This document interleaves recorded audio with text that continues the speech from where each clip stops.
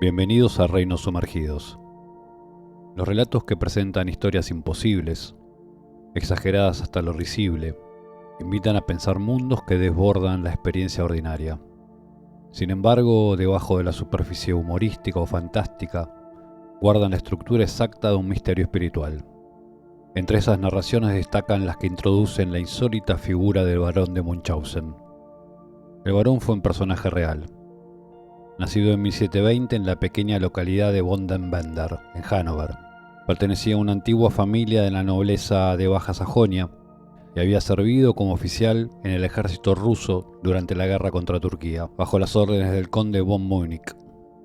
Tras retirarse del servicio, volvió a su tierra natal, donde vivió una vida tranquila entre tertulias, amigos y buenos vinos.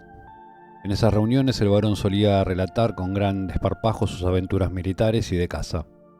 Tenía el don de la palabra y un talento natural para exagerar, pero lo hacía con tal encanto y humor que sus oyentes se deleitaban escuchándolo. Con el tiempo aquellas anécdotas que él relataba en clave íntima comenzaron a circular más allá de su pequeño círculo. La gente, fascinada por aquellos relatos increíbles, empezó a repetirlos, adornarlos y deformarlos. Lo que habían sido anécdotas exageradas pero inofensivas, se transformó poco a poco en motivo de burla popular. El pueblo hizo del varón un personaje cómico, un mentiroso fanfarrón, y pronto sus aventuras se contaban en tabernas y ferias. En ese clima de circulación creciente y versiones cada vez más distorsionadas, en 1785 apareció un aventurero alemán llamado Rudolf Erich Raspe, que vivía en Inglaterra, y decidió aprovechar aquella fama para publicar un libro anónimo con el título de Baron Munchausen, Narrative of His Marvelous Travels and Campaigns in Russia. Reunió varias de esas historias, añadiendo otras inventadas por él mismo, y dándoles un tono burlón y grosero. El éxito fue inmediato. El público inglés, amante del humor extravagante, celebró aquel personaje exagerado y vanidoso que cazaba a caballo sobre balas de cañón, o subía a la luna por el tallo de un guisante. Cuando el verdadero varón supo que su nombre y sus relatos circulaban impresos, caricaturizados y distorsionados, se enfureció. Para un noble de su rango aquello era una afrenta imperdonable. No solo se había apropiado de sus historias, sino que la habían convertido en un bufón. Indignado, decidió poner fin a las tertulias en las que solía narrarlas. Desde entonces, el barón de Munchausen guardó silencio. Nunca más contó una de sus aventuras. A esas alturas el personaje había adquirido vida propia.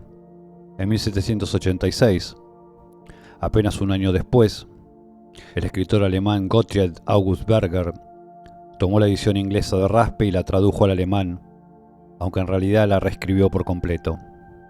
Berger mejoró el estilo, añadió nuevas historias y dotó al varón de una voz más viva y elegante. Fue su versión la que se consagró como definitiva. Berger, poeta del movimiento Sturm und Drang, vivía en una época en que la imaginación y la libertad creativa eran celebradas frente a la rigidez racionalista. Su vida personal, llena de dificultades, amores desgraciados y miseria, lo llevó a identificarse con la figura del varón, un hombre que aún entre el ridículo y la adversidad se mantiene fiel a su vitalidad y su humor. El éxito de la obra fue inmediato, y el nombre del varón quedó unido para siempre al arte de narrar lo imposible, con la serenidad de quien cree en lo que dice. A lo largo del tiempo, las aventuras del varón tuvieron numerosas ediciones, adaptaciones y versiones. Se las consideró muchas veces un libro para niños, lo que llevó a mutilaciones y simplificaciones del texto. Sin embargo, en sus mejores traducciones, como la de Cecilio Navarro en 1883 o la de Miguel Sáenz en 1982, el relato conserva la frescura del habla viva, la ironía elegante y la gracia del cuento oral.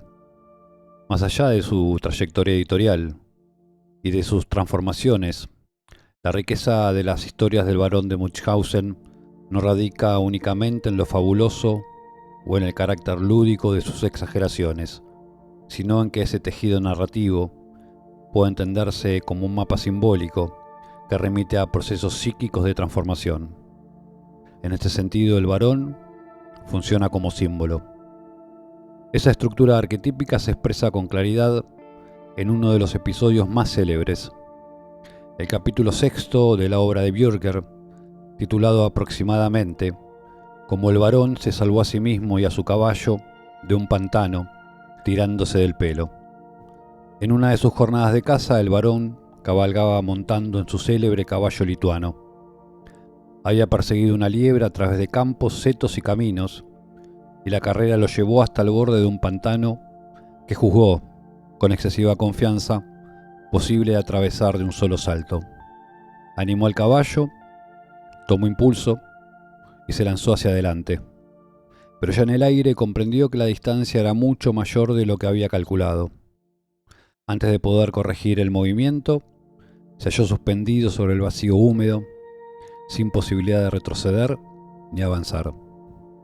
Intentó entonces lo imposible, girar en pleno salto para volver a la orilla, y aunque logró cambiar la dirección, el movimiento fue insuficiente.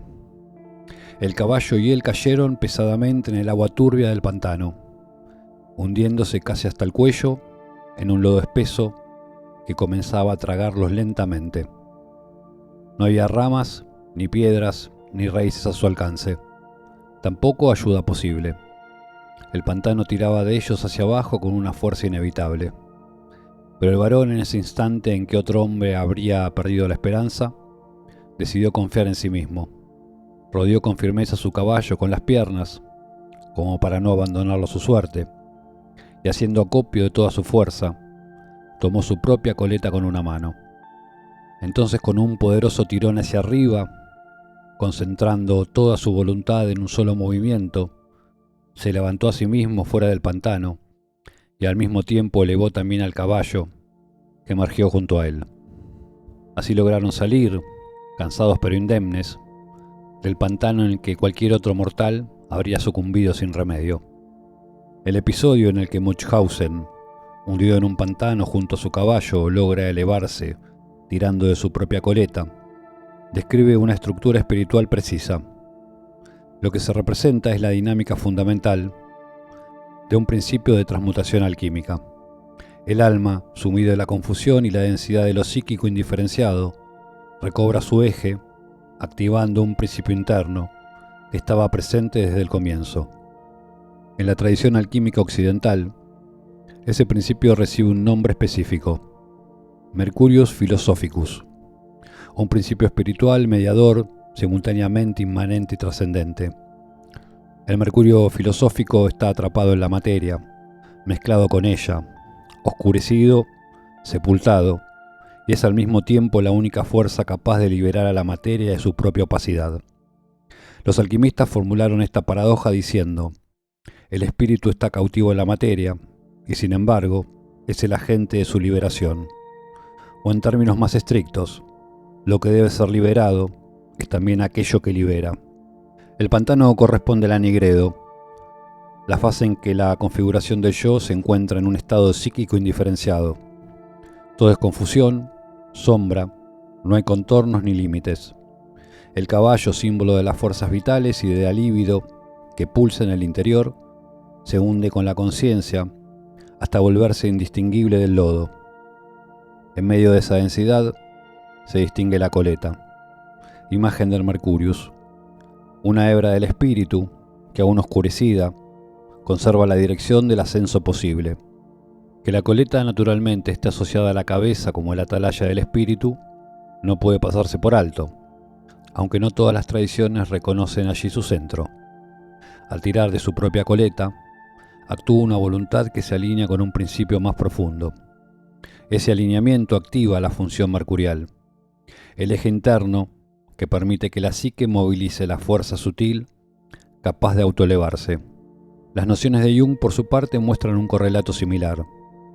En su modelo, el proceso de individuación requiere que el yo consciente deje progresivamente de ocupar el lugar de referencia dominante, mientras el sí mismo, entendido como principio organizador más amplio, comienza a operar como eje estructural.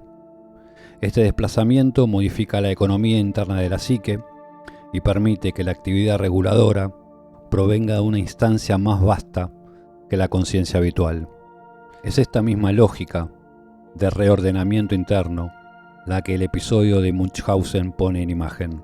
Esta visión encuentra un desarrollo ulterior en el trabajo de Edward Edinger, cuando explica que el nacimiento espiritual es autoengendrador. En su lectura a la conciencia emergente, el hijo filosófico constituye la primera configuración en la que el principio totalizante comienza a operar. Esta forma inicial permite simbólicamente activar el fundamento que la contiene, el Padre, entendido así como el principio fundante de todo el proceso, cuya estructura solo puede constelarse a partir de la manifestación del Hijo. Desde esta lógica se comprende la inversión simbólica alquímica. El Hijo filosófico engendra al Padre. En la tradición alquímica, la escena de Munchausen coincide con una regla operativa constante. El principio oculto de la materia es el mismo que la puede transformar. Zósimo describe este punto como el neuma encerrado en la sustancia, cuya liberación no proviene de una fuerza externa, sino de su propio despertar.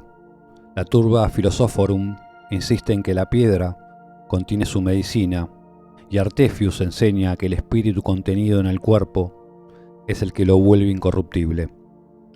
En el Rosarium Philosophorum esta estructura se repite.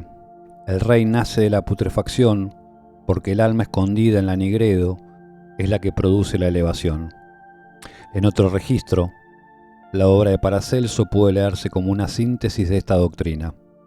Toda curación procede de lo que ya actúa desde adentro. Desde esta lógica, el gesto de Munchausen adquiere precisión simbólica. La fuerza que parece perdida en el fondo del pantano es la misma que al activarse produce la salida del hundimiento. El principio que estaba sumergido es exactamente el agente de la elevación. El alma se transforma por aquello que aún no había aprendido a reconocer en sí. Este es el corazón del arte alquímico. Y Munchausen, en su acción imposible, manifiesta el misterio central de la transformación. Pero la riqueza del símbolo permite una derivación adicional.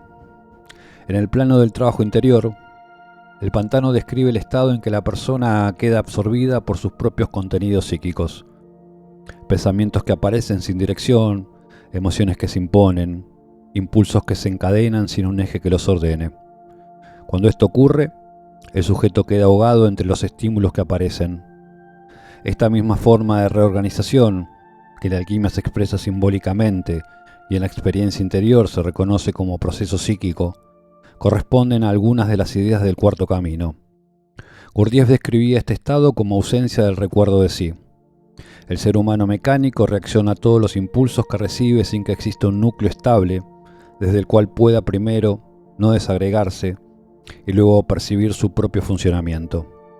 Ese modo de existencia corresponde en términos psicológicos al pantano, una conciencia sin eje operativo, arrastrada por lo que la atraviesa. La transformación comienza cuando, trabajando desde ese mismo estado inicial, empieza a configurarse un punto de observación. Ese punto emerge como una función que registra, sin quedar arrasada por los torbellinos psíquicos. Es una función incipiente que introduce una primera distancia operativa y permite advertir el modo en el que el sistema opera. Esta capacidad de registro constituye el primer eje funcional.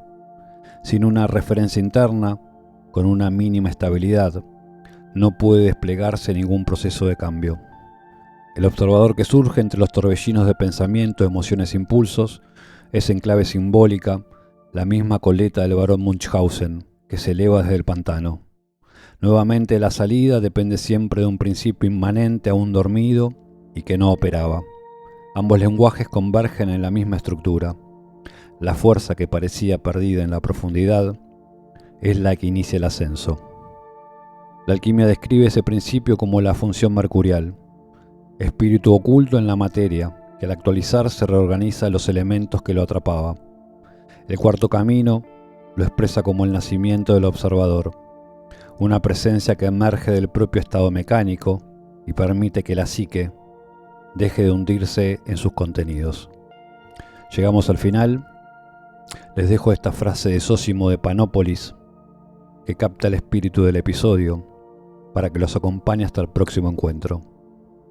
El que sufre la pasión es también el que la comprende.